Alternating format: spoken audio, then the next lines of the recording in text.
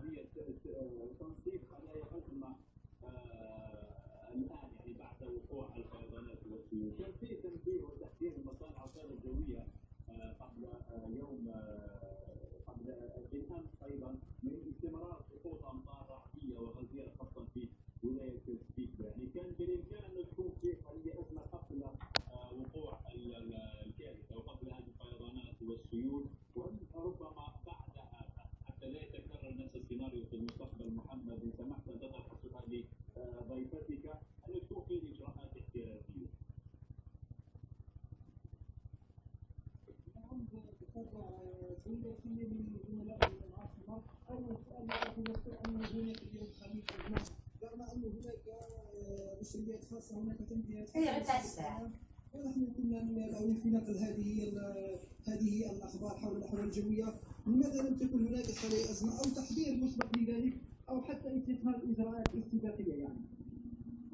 بالنسبه للاجراءات الاستباقيه، بالفعل ان هناك تحديد الموسم او بدايه الموسم الشتوي كجميع المواسم، غير ان التساقط الكبير والعدد الهام والكميات الجد معتبره التي تم التساقط بها بكم وبسرعه هائله حالت دون السيطره على هذه. بالفعل انه مصالحنا تقوم بدورات الصيانه العاديه والدوريه في جميع المواسم، ولا سيما التحضير للموسم الشتوي، وقد قمنا بعمليات لتنظيف الخنادق وكذلك المجاري المائيه، الا ان الكم الهائل الذي تساقط وبصفه جد معتبره لم يسمح ولا ادى الى غمر هذه الطرقات وهذه المقاطع بالمياه. يعني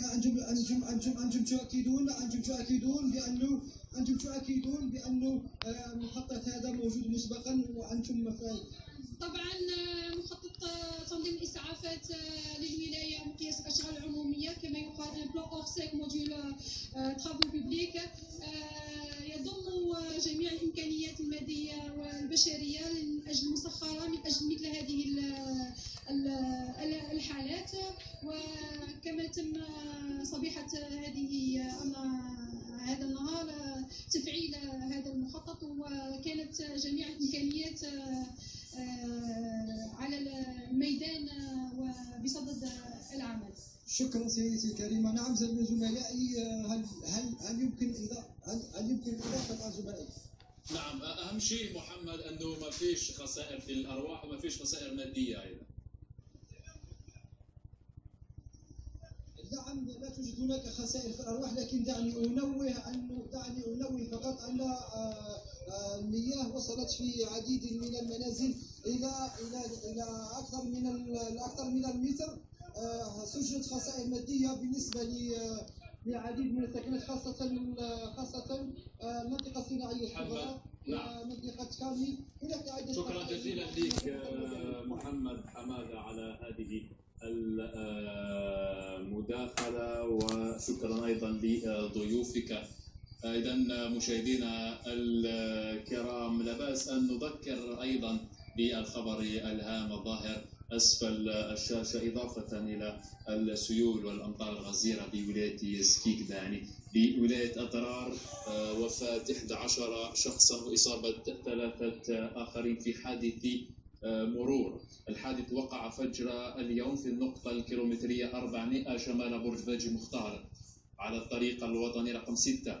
الحادث وقع إثر انقلاب سيارة للنقل الجماعي كانت قادمة من برج باجي مختار نحو رجاني. للإشارة فإن الضحايا كلهم رعايا أفارقة عدا السائق، إن لله إليه راجعون. بهذا مشاهدينا الكرام نختم موجزنا. شكرا جزيلا لكم. سلام.